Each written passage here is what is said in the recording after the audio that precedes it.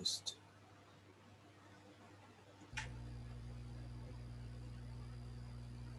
Well, to all of you who have joined in today, I want to welcome you to this virtual luncheon sponsored by the Ottawa Centre of the Canadian Meteorological and Oceanographic Society. I'm Barry Goodison. I'm chair of the Ottawa Centre. I know today we've got people from not only the Ottawa area, but across Canada and overseas. So welcome to everyone. I just have a couple of housekeeping notices I want to run by people. Is first to please turn off your video and audio. This minimizes any background noise and helps maximize bandwidth. So there is a large attendance. So if you can do that, please, we'd appreciate it. The way we're going to handle questions today, as we have 3 speakers, is that we ask that you type your question into the chat function, or type the question in chat.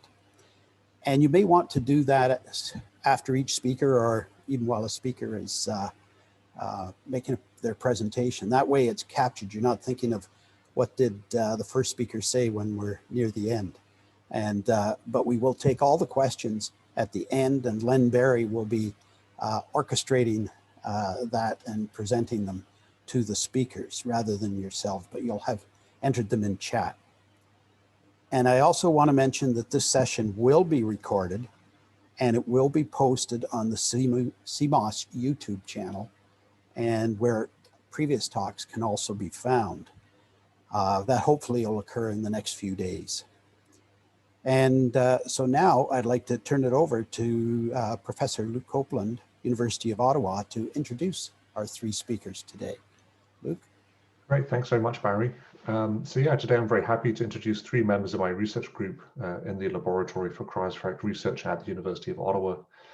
So to start with, Abby will talk about glacier velocity changes on southeast Ellesmere Island, and this comprises part of a PhD on the processes controlling iceberg production in this region and the hazards for shipping associated with those icebergs. So Abby's co-supervised by myself and Dr. Wesley Van Weichen from the University of Waterloo. So after Abby's done, next Andrew Hamilton will talk about glacier-ocean interactions in the Canadian Arctic. So Andrew completed his PhD on the oceanography of Milne Field on northern Ellesmere Island and is currently working on a postdoc with myself and Dr. Paul Myers from the University of Alberta. So after that, finally Adam will finish up with a chat about his work on iceberg tracking and iceberg drift models in Baffin Bay. And that's as part of his master's, co-supervised by myself and Dr. Derek Mueller from Carleton University. So together their work feeds into a kind of a larger project called GOICE, which I'm leading. This project GOICE stands for Glacier-ocean-iceberg Dynamics in Changing Canadian Arctic. And this project involves about 6 professors and 20 students across Canada. We're funded by ArcticNet for the period 2019 to 2023.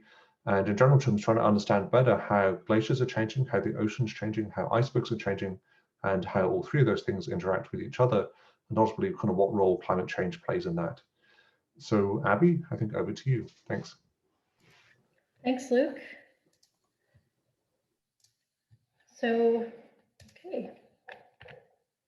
As Luke mentioned, I'm going to be talking about the research that I'm doing for my PhD project, which is looking at glacier velocities for the Prince of Wales Icefield on southeast Ellesmere Island from 2009 to 2020.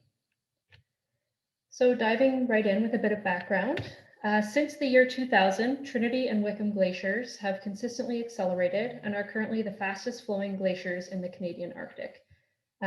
Trinity and Wickham are located on the Prince of Wales Icefield. As of 2019, Trinity flows at a rate during winter of about 1,200 meters per year, and Wickham at a rate of about 800 meters per year.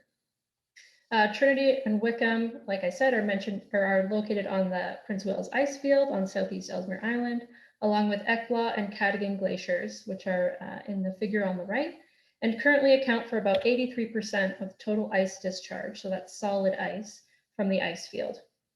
In addition, all 4 glaciers have undergone terminus retreat since the 1950s.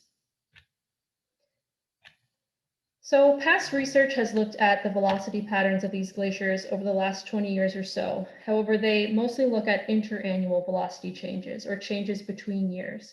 So my research aims to look at intraannual velocity changes and better understand the seasonality of glacier flow, or how glacier motion is changing within 1 year, as well as over a longer 12-year time period. And as these 4 glaciers are the main iceberg producing glaciers from the Prince of Wales Icefield and some of the top iceberg producers for the entire Canadian Arctic, I'm also interested in looking at how these velocity variations are related to glacier geometry, such as bed topography and ice thickness, and how these factors influence glacier flow and ice discharge. So I was able to measure glacier motion using a method called speckle-tracking, which applies a cross-correlation algorithm to synthetic aperture radar, or SAR, image pairs to identify displacement. So this method starts with 2 winter scenes of SAR imagery, in this case from the Canadian satellite RADARSAT-2. It's useful to use winter scenes because SAR imagery relies on backscatter from the glacier surface for imaging. And in the summer, when there's surface melt occurring, it's difficult to get a clear signal or clear idea of glacier flow. So these image pairs are all 24 days apart, which is reflective of the repeat orbit time between RADARSAT images. And this 24-day separation allows enough time for motion to occur that's detectable between the scenes. So the cross-correlation algorithm identifies the displacement between these 2 scenes and outputs a vector file where each vector shows the direction and magnitude of flow over the ice field. So you can see in this image of the terminus of Trinity Glacier that all the arrows are flowing in the direction of flow on the glacier trunk. This vector file can then be interpolated into a raster, which shows a more continuous image of glacier flow.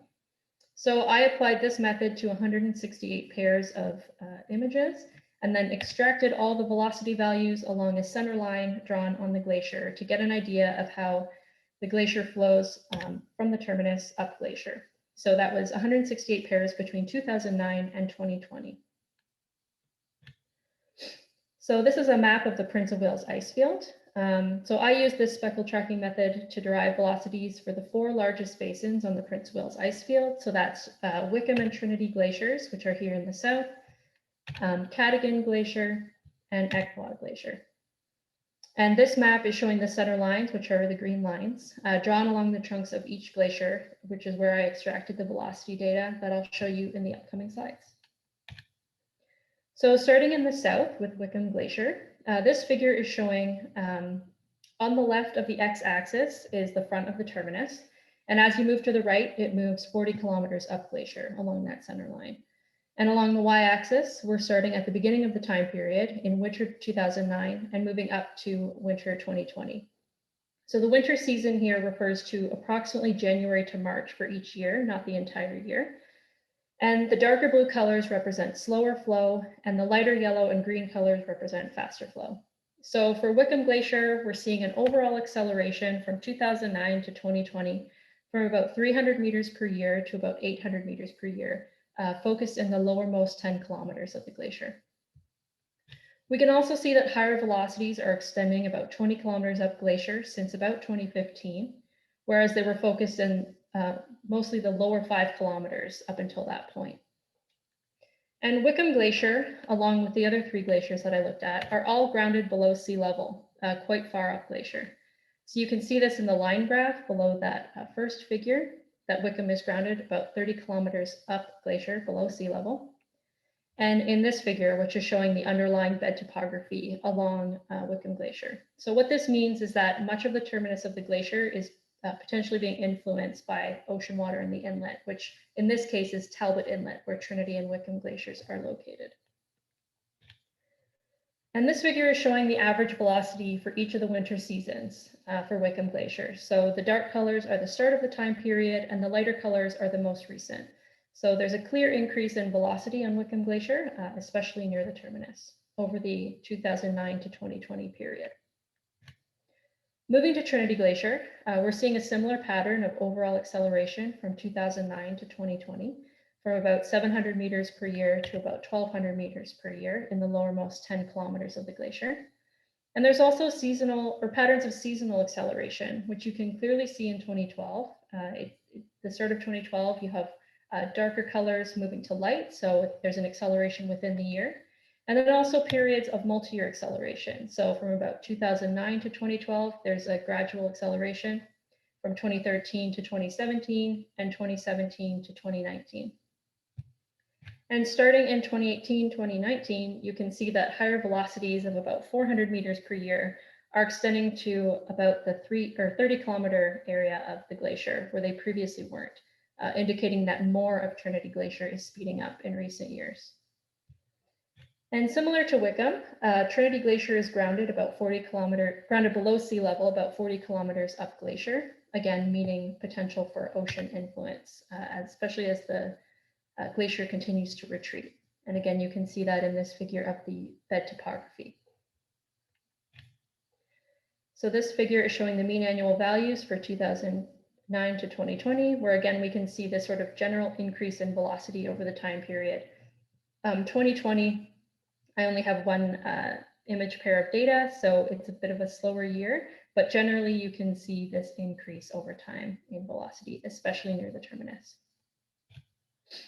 And moving farther north to Cadogan Glacier, we observe these clear multi-year variations in flow. So Cadogan is flowing much slower than Trinity and Wickham glaciers, maximum about 200 meters per year, but we're still seeing some interesting velocity patterns. So near the terminus, the velocity decreased from about 2010 to 2017, followed by an increase from about 2017 to present. And similar to Trinity and Wickham, elevated velocities are extending up glacier, which you can see since 2018. And again, Cadogan Glacier is grounded below sea level about 50 kilometers up glacier. So this figure is a little bit harder to see a pattern, but you can see in the early years, which are the dark purple lines, that the glacier was flowing faster, higher velocities, and then it slowed down in the middle years of the time period. And then it underwent a velocity increase in the last couple of years, with the greatest changes again being observed near the terminus. And lastly, looking at Ekbla Glacier, we see another example of these multi-year variations in flow, where there was a decrease in velocity at the near terminus from 2010 to 2015, followed by an increase from about 2016 to 2020. The highest velocities are concentrated in the very near terminus area. And once again, since 2017, there's elevated velocities that have been extending up glacier. So once again, Ekbla Glacier is grounded below sea level, about 40 kilometers up glacier, and is very deep near the terminus, over 300 meters below sea level, which you can clearly see in that line graph and in this figure here, where the darkest colors, the darkest blue is the deepest area right near the terminus, which is also where the fastest velocities are occurring. So again, here we're seeing a similar pattern to Cadogan Glacier, where there's higher velocities at the start of the time period with those dark purple lines, followed by a slowdown, and then a subsequent increase by 2018 to 2020 with those lighter yellow colors, again, with the greatest changes being observed near the terminus. So the next steps with this work are to compare these winter velocities to summer velocities, which is when we expect the fastest flow to be occurring, and see what the difference is between the two velocities. I think the assumption is that in winter, the glaciers are flowing slower and are largely static, but we can see that that's not the case, and that all of these glaciers are undergoing periods of velocity variability, notably with Wickham and Trinity Glacier, which have been consistently accelerating throughout the winter over the last 10, 12 years or so. I'll then use digital elevation models, or DEM differencing, to determine whether these glaciers are thinning. So thinning has been observed for Trinity and Wickham glaciers in the last several years, but it hasn't been observed for Ekbla and Cadogan glaciers. So the figure on the right is showing a DEM of difference for Trinity and Wickham glaciers between 2012 and 2017. And what you can see is the blue areas are showing thinning. So there's thinning at the terminus of about 5 to 6 meters per year on each glacier. So over a 5 or so year time period, that's 25 meters of thinning. So I'm planning to do a similar analysis for Cadogan and Ekbla glaciers to see if we're seeing a similar pattern.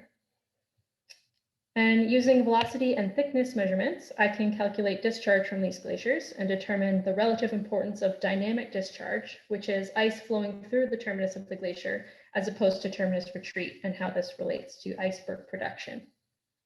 And finally, as I mentioned, all 4 of these glaciers are grounded below sea level, quite far up glacier, making them susceptible to melting at the terminus. And this can lead to increased calving and increased flow, which can then cause further thinning, something that's been observed in Greenland. Unfortunately, there's currently very little known about the bathymetry and ocean properties in front of these glaciers, and that's something that Andrew will be talking about in the next presentation, is so how bathymetry and ocean temperature influences glacier dynamics. And that's all I have, so thank you very much, and I look forward to some questions.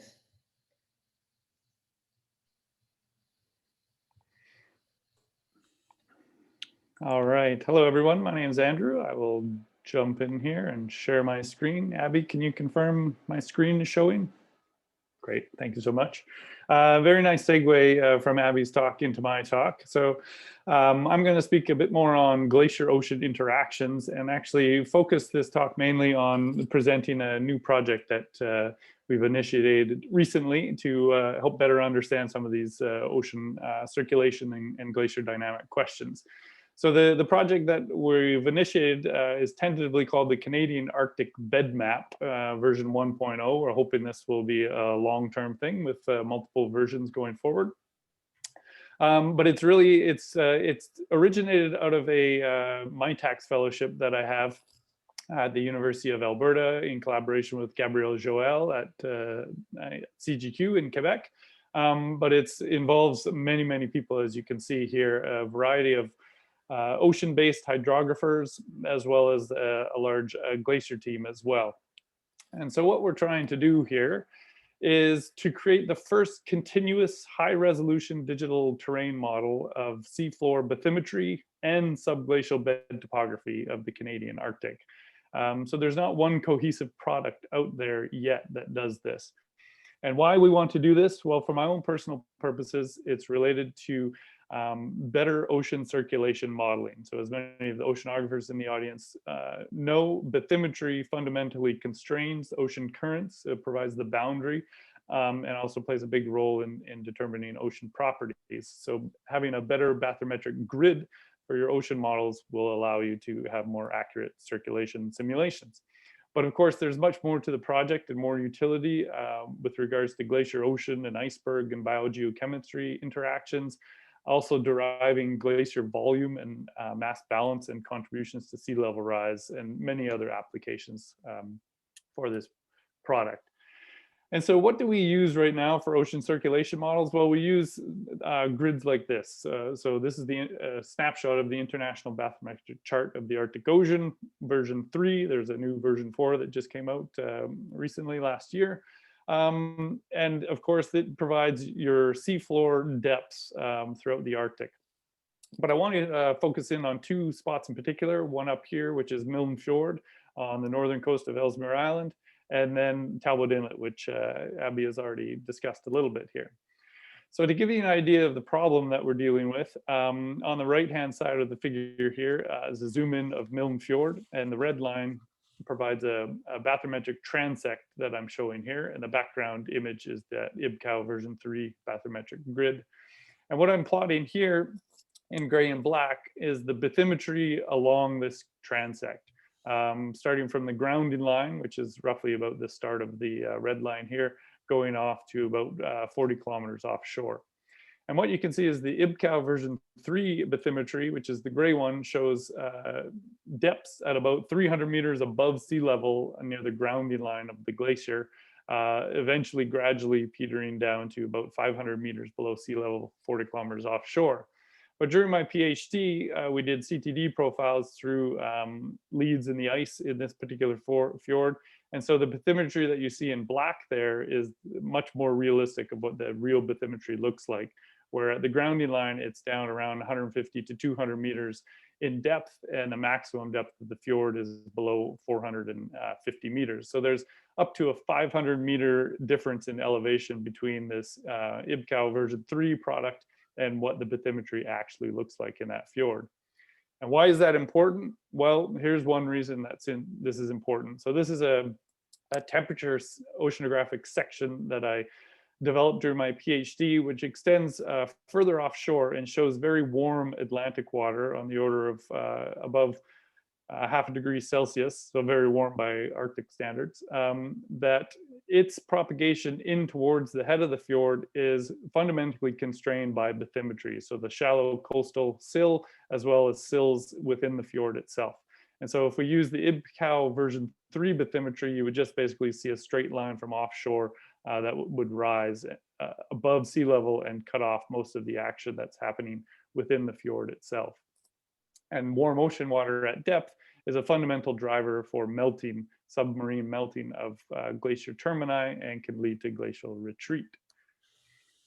So we see this case in the Canadian Arctic, but it's been well documented around Greenland, for example, where you have this shallower, colder, fresher layer of ocean water above a warmer, saltier layer of water derived from the North Atlantic. And where bathymetry allows it, this warm water can sneak right into the heads of the fjord and drive melting. And then there are other circulation processes such as subglacial freshwater discharge that influence the fjord circulation and ultimately glacier dynamics and glacier contribution to sea level rise. So then to jump to Talbot Inlet, for example, which Abby has discussed, which is the site of the two fastest flowing and largest iceberg producing glaciers in Canada. As Abby's already shown, that both of these glaciers are grounded well below sea level for 40 to 50 kilometers upstream. So they're grounded up to 300 meters below sea level. So the ocean could potentially play a big role in determining the dynamics of these glaciers. But if you look on the background, which is the gray map here, it is the bathymetry from that IBCAO version 3 product that I've said. And although you can't see the bathymetric scale, the kind of light areas here are bathymetry that's less than 200 meters deep. So relatively shallow. And why that's important is because that really warm Atlantic water layer is generally below about 200 meters depth. And so you need those deeper troughs in order to be able to have the ocean, very much warmer ocean water interacting with these glaciers. So according to the IBCAO version 3 product, that's not the case. However, if you look at the source data for the IBCAO version 3 product from this Canadian Hydrographic Survey chart, there are basically no bathymetric soundings in this area at all. And so this white shallow area is really just an interpolation from offshore soundings to the 0 meter coastline. So it's a simulated bathymetry that is not necessarily realistic of what's actually there. And this is important because if we show an ocean circulation model from Paul Meyer's group at University of Alberta, this is showing the average temperature of that Atlantic water layer over time. So it started back around 2005 and we're creeping forward year by year. And you can see a very warm pulse of Atlantic water has made its way up the west coast of Greenland, and some of it is starting to flood into the Canadian Arctic Archipelago.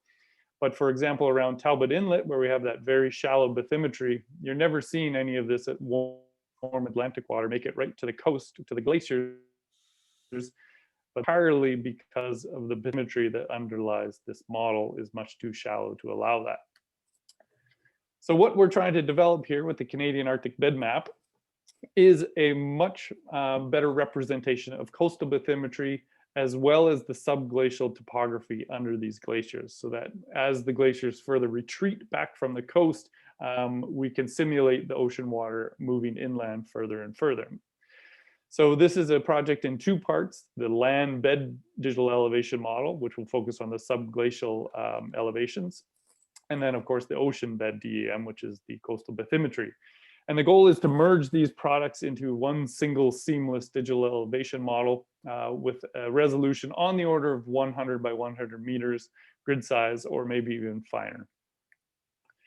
Now this has been done before. This is not a new initiative. So 2 example products are BedMachine Antarctica and BedMachine Greenland, both of which display the bed topography removing the ice cover. And so that shows you that there are vast areas of Antarctica and Greenland that are well below sea level. They're just currently covered by ice. And that's understanding these boundaries is extremely important to understanding how the ocean can influence glaciers.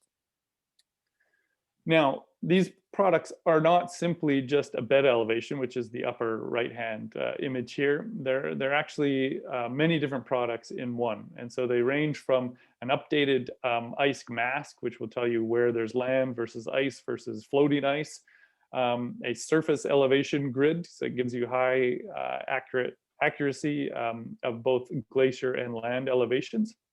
And then very importantly here, critical to the product for these two places, is the ice thickness grid, which allows you fundamentally to then derive the bed elevation. And where do they get all this data from? It's from a variety of sources that you see here on the left-hand, the bottom left-hand panel. So this is a combination of aerial radar thickness transects, as well as multi-beam bathymetry cruises along the coast of Greenland in this example. And ultimately, we want to also have a source identification grid, which allows every single data point or bed elevation point in the grid to be identified where it actually came from, how it was derived. And there are definitely areas, even in these bed maps, where you have to model the bed elevation because we're not going to have data everywhere. And therefore, there will be areas of higher error, which is this panel on the lower right here. Now, one effort that that I began a couple of years ago is to start improving both the bathymetry and the oceanography baseline observations in the Canadian Arctic. And so we've been, over the last couple of years, been chartering this sailboat, the Vagabond, which is a private French vessel, to conduct cruises in the Eastern Canadian Arctic. And as part of these cruises, we've cruised around Jones Sound and Northern Baffin Bay, particularly along the coast. The aim for part of it is to get to Talbot Inlet and map that inlet properly. And this is some of the products that we've been trying to develop. And so this is a multi-beam image of not Talbot Inlet, but a nearby fjord where we've mapped the seafloor depths as well as the vertical terminus wall of the Tidewater Glacier in that region. And so the goal is to basically do that for as many glacial fjords as we can and constrain bathymetry that much more. So ultimately, this Canadian Arctic BedMap project will take data sources from many different venues. So our goal is to derive a higher resolution coastline using a variety of available data sources. We'll create an updated glacier mask, use existing surface elevation products such as the Arctic BEM. And then for ice thickness, particularly Luke Copland's group at the University of Ottawa and various others are compiling existing aerial radar as well as ground-based ice thickness surveys to constrain ice thickness throughout the Canadian Arctic Archipelago. And then knowing that we're not going to have data everywhere as far as ice thickness, we'll use glacier velocities and surface mass balance to help constrain ice thickness through mass conservation or spatial autocorrelation techniques.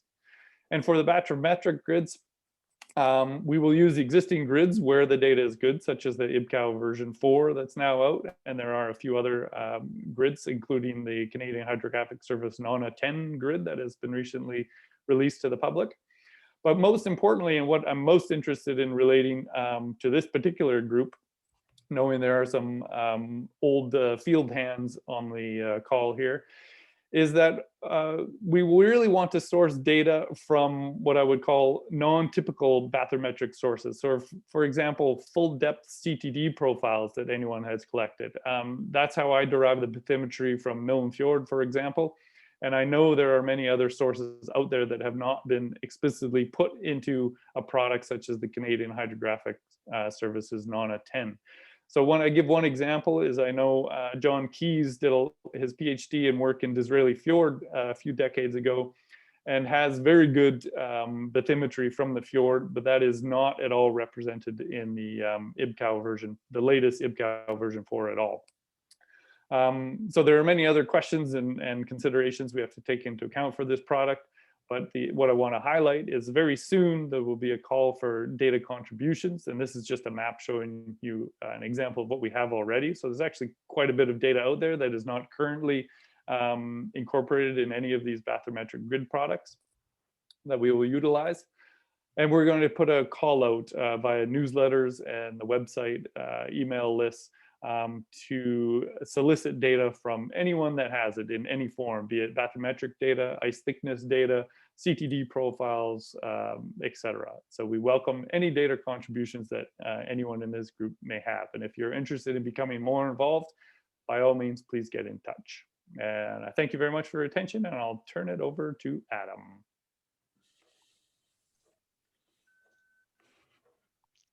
Thanks, Andrew. Just confirm you can see my presentation there. Great. Hi, everyone. So my name is Adam, and today I'm going to be presenting on my master's thesis research project and some of my preliminary results. So my project is focused on validating iceberg drift models in the Canadian Arctic. And to give you a quick background here, in Canada, we rely on the Canadian Ice Service for ice hazard information. Like you can see on the right-hand side, this is an iceberg analysis chart that shows iceberg limits in density in Canadian waters. So these products are a combination of both aerial or satellite observations and outputs from the North American Ice Service, or NAICE, iceberg drift model. So all of this data goes into producing these products. And in addition, over the past couple of years, the Canadian Ice Service and Carleton University have been compiling a comprehensive database of iceberg tracking beacon data, which I'll touch on in a bit more. So in my thesis, I hope to address some knowledge gaps. Currently, the operational NAICE model is tuned primarily for the east coast of Canada. That's where it's in operational use, kind of Grand Banks in that. So there's not a lot known about how well it will perform, or if it will perform at all in the Arctic. My work will represent one of the first kind of large-scale validations of the model in the Canadian Arctic. And one of the reasons these studies haven't really been performed up until now is due to a lack of kind of in situ iceberg drift observations from this region. So overall, the objective of my thesis is essentially to assess the performance of the predictions of drift in the Arctic and as well in more southerly latitudes for the period of 2008-2019. And this will really involve kind of first identifying suitable iceberg tracks to use in the validation study. I'm going to be improving the model so that I can perform these kind of hindcast simulations and other work that I need to do. And ultimately, it will come down to actually validating the model against these in situ iceberg trajectories that I've identified. So I've mentioned the iceberg beacon database, and this is likely one of the most comprehensive databases of iceberg beacon tracks in the Northern Hemisphere. It spans more than 20 years. Right now, we have more than 140 tracks and near to 1 million individual positions. And this data comes from a wide range of academic, government, industry sources that have essentially provided us with their data. And on the right-hand side, you can see this is kind of the subset of the data that I'll be using in my thesis. The full database has more data kind of spanning more central and western Arctic. And over the past several months, a lot of the work that I've been doing is really trying to find size and shape information for these icebergs. Many of the icebergs had no size or shape information associated with them. So I've been lucky in that I've been able to find a lot of satellite imageries or image scenes from the time of deployments of these icebergs and associate a size with these icebergs, which is important when it comes time to actually modeling the drift of these icebergs. You can never have too much information. So to provide a quick background on the model itself, the NAICE model is a dynamical model, meaning that it considers all of the forces that are acting on the iceberg at a given time to predict where it'll be at a future time step. On the right-hand side, you can see this is kind of an idealized shape of an iceberg, just to illustrate that there's many variables acting on an iceberg at any one time. And the version of the NAICE model that I'm using, it's a new model written in the Python programming language. The operational model is in Fortran. So this is a new model. It's standalone. It doesn't rely on any big servers, government servers to run. You can run it locally on your own computer. It's extensible, meaning you can add functionality to it really easily, although it hasn't been tested very well. So I'm kind of trailblazing in that sense for the model. So one of the big kind of outputs of my thesis will be to enhance the model. When I received it, it didn't really have functionality to perform hindcast simulations. I've added the capacity to ingest a wide range of additional environmental data input sources. I'm relying on ERA 5 reanalysis data for my wind, wave, and temperature data to drive the model. And as well, I'm using a number of different ocean current models. CCOM is the Canadian East Coast Ocean Current Model, which has been in operational use over the past decade or longer. However, that's now being decommissioned in favor of REOPS, which is the Regional Ice Ocean Prediction System. It's kind of the new generation of ocean current models, and actually the first one that incorporates tides. So now the models, up until now, the models haven't really been looking at these tidal signals. So we're keen to see how that will work. An example of the domain, the subset of the REOPS domain that I'm using is on the right-hand side, and that's going to be the more recent driver for the model. And as well, I'll be adding various error evaluation metrics to assess the model's performance. So when it comes time for me to actually perform model validation, the workflow essentially involves 4 main steps. This is taking the iceberg trajectory data, making sure that it's good quality, that the icebergs identified are free floating, ideally not grounded, not encased in sea ice. We're kind of looking for these open water conditions to model against. Then it's a matter of amassing all of this environmental input data. We've got archives of more than a decade of these ocean current models and atmospheric information. And then it really just comes down to actually performing the hindcast simulations of the drift and quantifying their error based on the tracks that you see on the right.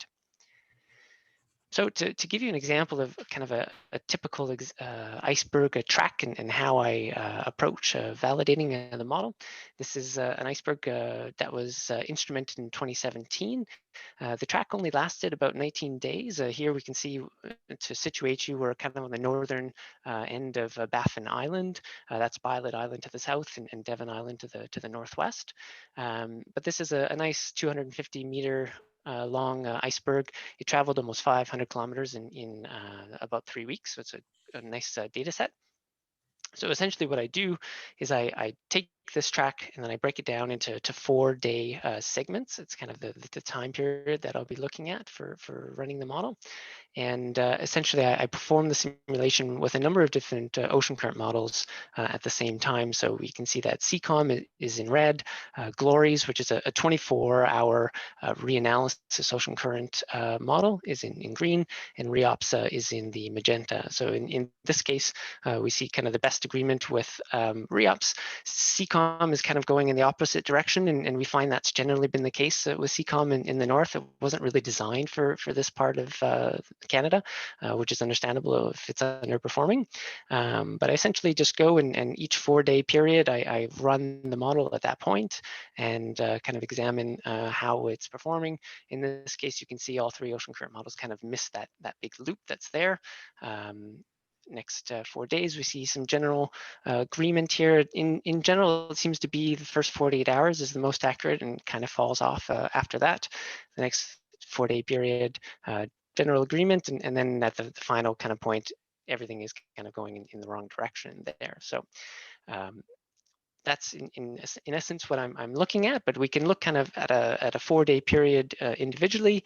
Here we can see that kind of loop, and what I'm looking at specifically are a number of different air metrics. So I'm interested in how far these icebergs have traveled total, comparing that observed versus predicted. The distance air is probably the most important air metric, but it's not just the final distance air, it's also the along track air. So in the bottom right-hand plot, you can see how the air distance changes over time. So by 24 hours, all 3 ocean current models are kind of at the same spot between 40 and 50 kilometers of air. However, as the model continues, you can see that 2 of the ocean current models seem to have really good agreement. So this kind of stresses the importance that you can't always trust the final distance air measurement, because it could be hiding a lot of the long track air as it's gone. So in addition to distance, I'm also interested in direction air. Are these iceberg predictions going in the right direction or not? And how consistent is the model as I go? So kind of the solution for this is really to aggregate the distance errors. Here we can see these are the box plots of the distance errors for all four kind of four-day periods of the sample track that I showed earlier. We can see generally that CCOM has the greatest overall kind of dispersion. It's, I guess, the least performing.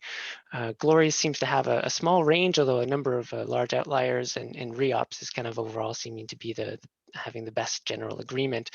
So this is kind of the plan. This is just for one track, but the plan is to do this for all tracks. And really, this will allow me to kind of look at both the spatial and temporal trends and performance of the model. I can look, is it better performing in the Arctic? Is it better performing on the east coast of Canada?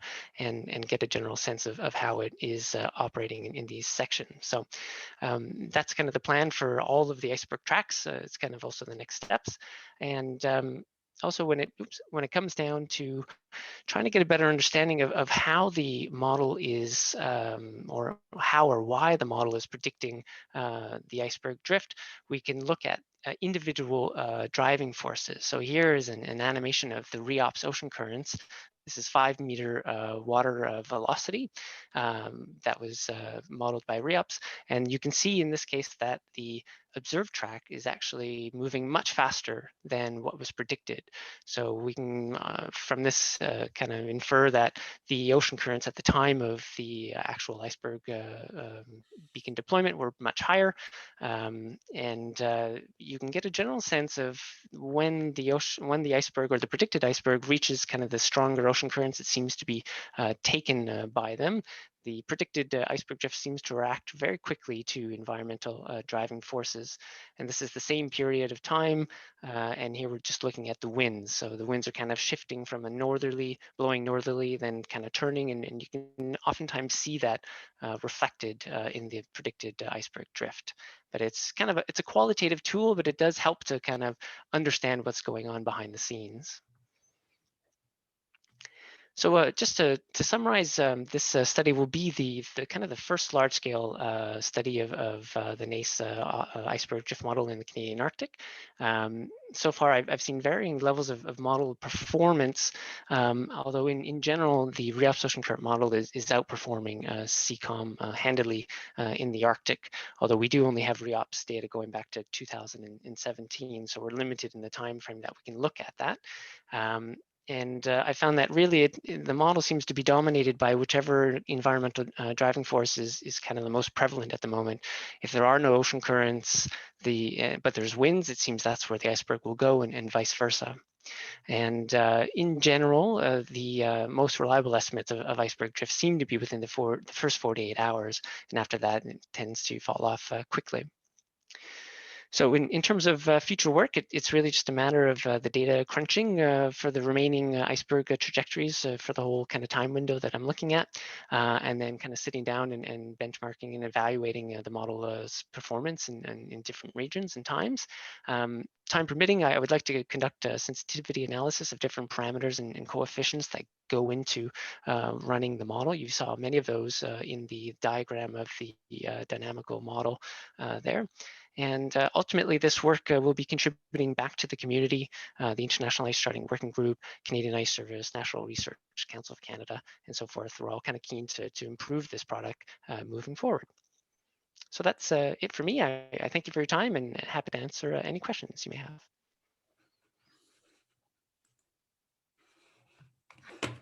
Thank you very much, everybody. Can you hear me? Yes. Good. My name's Leonard Barry. Barry introduced me earlier. Thank you for a very well integrated set of talks. Impressive. I think we could have had an hour on each one otherwise. I will ask people to type in their comments on the chat line. We have one. I have one that I've already posed to Adam, written. But I have a couple others if nobody comes up with questions. But I think we have a very good set of candidates, so audience. So we'll get some questions. The first question is from John Gilbert. He says, and this is a general question, so maybe I don't know who to address this to, but let's just pose it. You mentioned mean seasonal variations in future work. I think this has to do with Abby on comparing winter and summer. How do you define the seasons? Having lived at Eureka in 1956 to 58, it seems as though we had a long winter and perhaps 6 weeks of summer and just a few days of spring and summer. Maybe Abby, you could take a shot at that if you would like. Sure. So for this project, I defined winter kind of more or less as November to May, but more specifically, it was kind of January to March. So the glacier definitely is going to undergo different velocity patterns as the seasons change, depending how much meltwater from the surface is being introduced to the glacier and the glacier bed. So, and when we say summer, I think it really maybe just means like a positive degree day. So if it's over 0 degrees, then you can start to have melting on the glacier surface, and then that's going to impact glacier velocity as well. So when I looked at winter velocities for this project, I was looking at mostly January to March. I don't doubt that you had a long winter in Eureka. I might ask a question that I had for you, Abby, was Sure. on the spectrum of glacial velocities in Canada, how did those that you're measuring in the on Ellesmere Island compare to other areas like the Canadian Rockies, etc.? So in terms of the Prince of Wales Icefield and kind of the Canadian Arctic, like the high Arctic, Trinity, Wickham are the fastest flowing in that region. Yeah.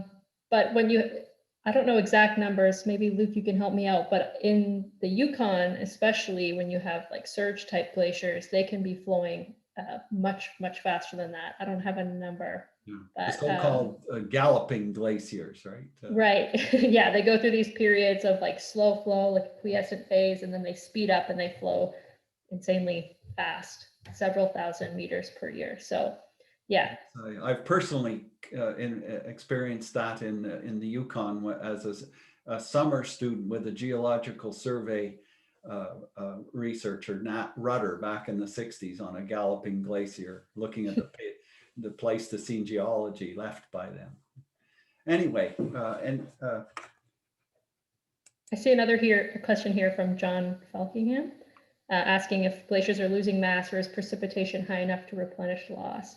Yes. So I think generally for the Canadian Arctic, mass loss from these glaciers is dominated by surface mass balance, so surface melting. It's a small proportion that's lost due to dynamic discharge, or like this solid ice loss through calving for icebergs.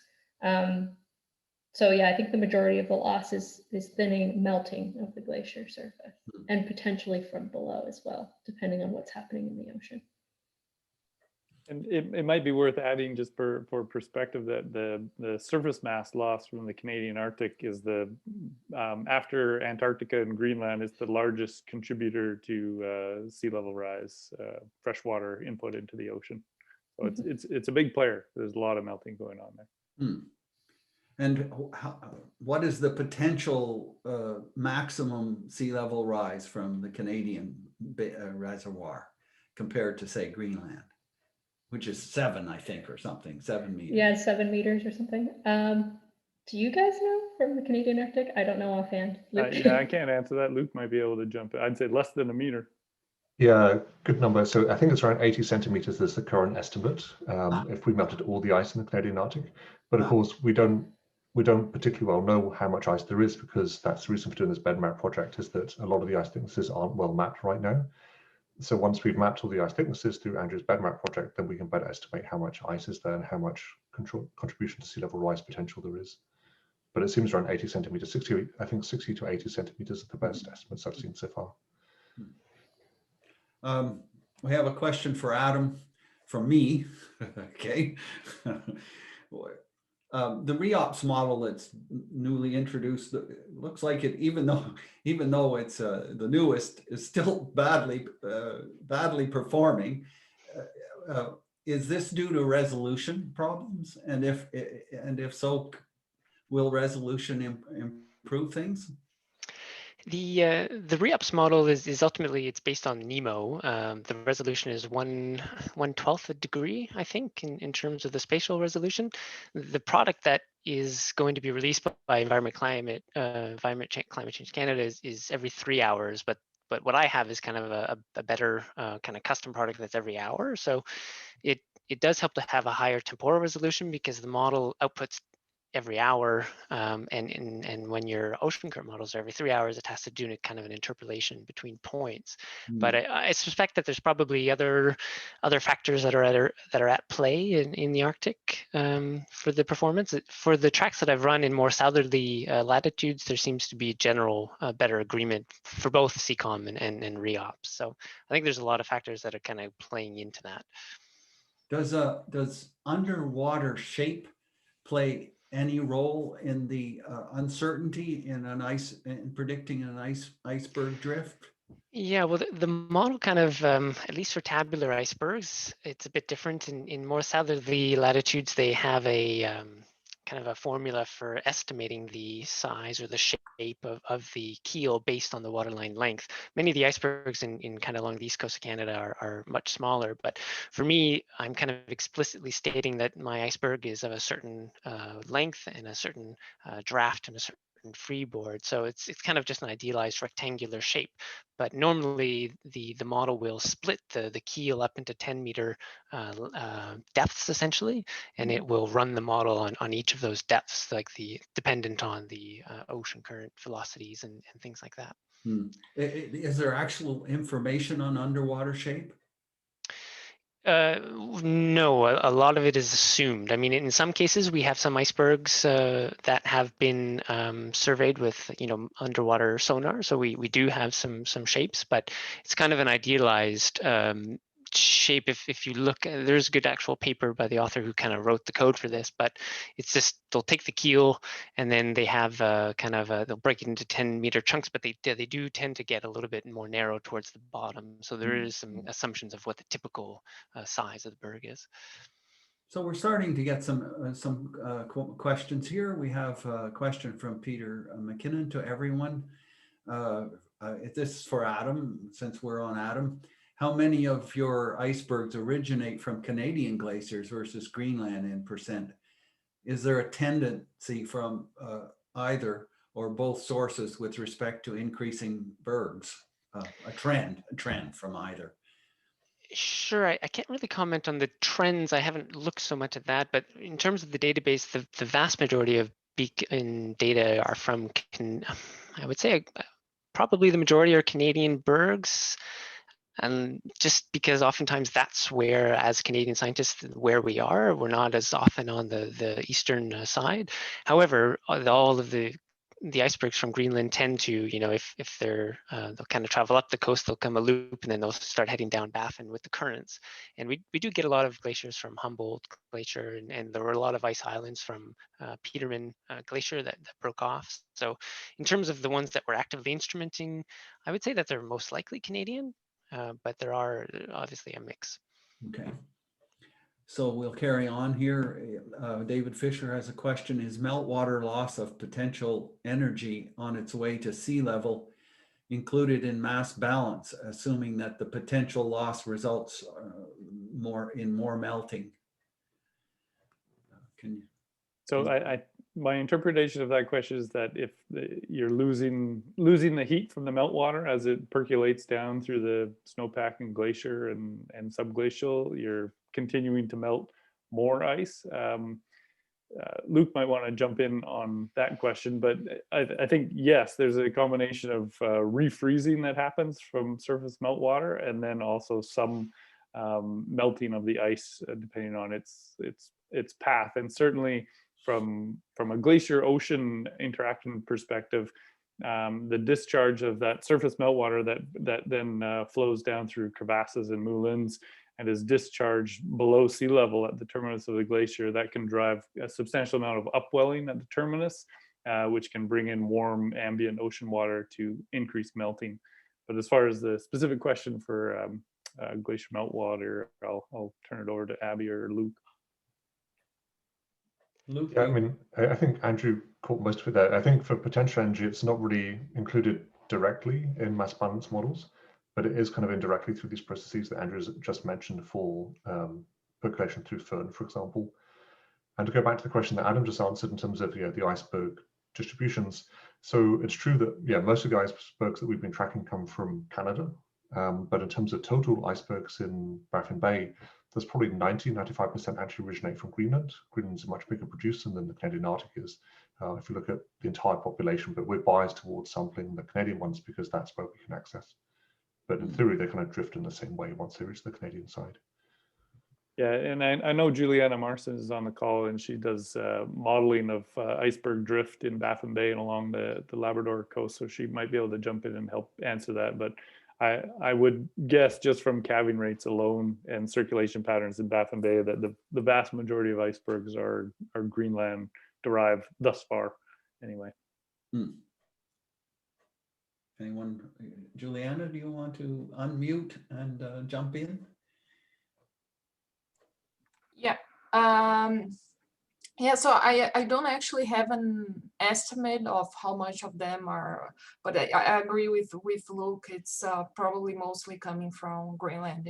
In my model, at least, we don't even have icebergs coming from the Canadian Arctic. We just still don't have the forcing to put icebergs coming from the Canadian Arctic. So we get most only the Greenlandic icebergs in our model, and they do the loop that Adam mentioned. They go around Baffin Bay and along the Canadian coast. So I'm assuming several of those icebergs that go along Baffin Island coast are from Greenland.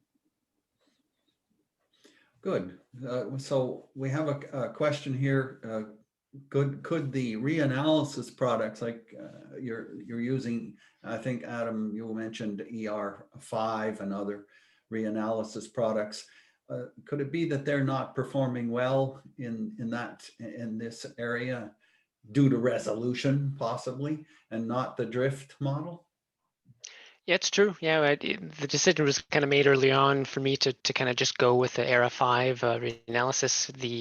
There was talk about using data products from Environment Climate Change Canada, but those have kind of changed over time in their own performance. So we kind of wanted to have kind of level the playing field there. But it could definitely be that is influencing it. And we do have, in some cases, we have icebergs that have been instrumented with weather stations. And I haven't had the chance yet, but it would be interesting to compare what are the kind of the local weather conditions from these stations with what the reanalysis product is saying they are at that time. Yeah, okay. And then that was from Jeremy Bonneau, was asking that. And we have Dave Babb asking, do you have any iceberg tracks from winter? How much do the bergs vary from the surrounding field of sea ice motion? Or does the berg simply become encased in the sea ice and drift with the ice pack throughout winter? It's a good question, and I know that this is something that the CIS is interested in now. We do have some tracks, actually probably many tracks from winter. I know one of the beacons that I deployed in 2018 traveled, I think, probably the most in the winter. It essentially became encased in sea ice and moved with the sea ice, essentially the entire length of Baffin Island in the winter. So it was quite active in the winter, but it was purely sea ice motion. I haven't looked too much at whether the icebergs will tend to vary. I guess it depends on the concentration of the sea ice and prevailing ocean currents and wind. Mm-hmm. Thanks. And finally, I had a question for Andrew. This is a really exciting project, the Canadian Arctic BedMap. What is the timeline that you're looking at for producing the first version? Yeah, that's a good question. So the initial timeline is quite ambitious, and we're hoping to gather all the source data over the next, say, 2 months. And then within 2 to 3 months after that, produce the initial version of this bed map. That timeline was developed early in this process, though, when we actually weren't aware of the amount of data that might actually be available. So, for example, when I started this project, I really thought that any and all multi-beam bathymetry, for example, would have already been incorporated into the Canadian Hydrographic Service non-attend product, which compiles non-navigational data as well. But that's really not the case. So for example, NRCan and the Geological Survey of Canada have actually decades worth of single beam sonar and the last decade of multi-beam sonar along Baffin Island in particular, but also Beaufort Sea and other places that actually haven't been amalgamated all into one database. So there's a surprisingly additional amount of data out there, which will, just given that fact, the timeline to the project is slowly creeping longer and longer. But the goal is still very much to create a version 1 within the next 6 months, we'll say. But I fully expect that version 2, 3, 4, etc. Will be a multi-year process, and hopefully ongoing as we collect more and more data, but also develop the methods a bit better for dealing with the interpolation issues of where we don't have data, because at no point will we ever have 100% data coverage, and so there's still going to be areas that have to be simulated one way or another, and there's a vast number of different methods that can be used to simulate that. So we'll try to start out simple and then build from there over the years. Well, it's quite exciting to hear about the data rescue and use of past data as a dimension of this project.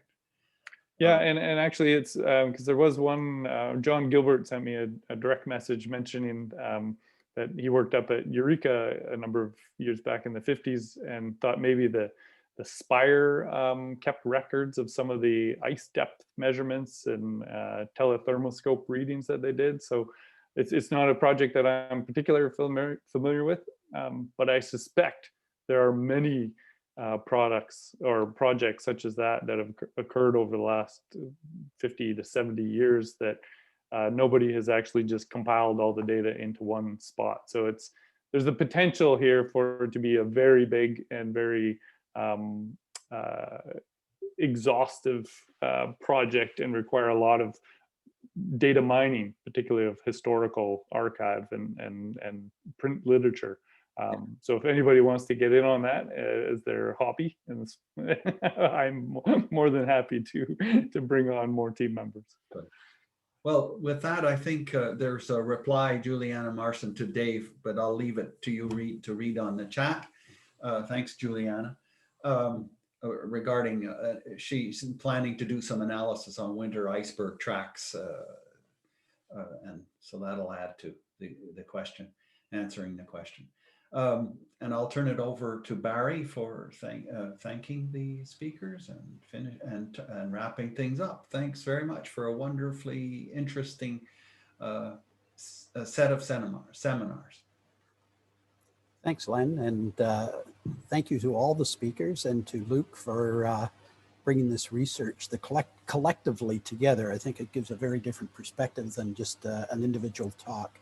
And we really appreciate the effort and the time, and hopefully we can be looking at an update, in a year or two and say, okay, have we got to where you wanted since you're going through to your retirement? Are you on this project, Luke? Anyways, so the next couple of meetings, certainly our next meeting is also on oceans, and it's going to be quite different. First of all, it's a meeting on March the 4th, so in 2 weeks.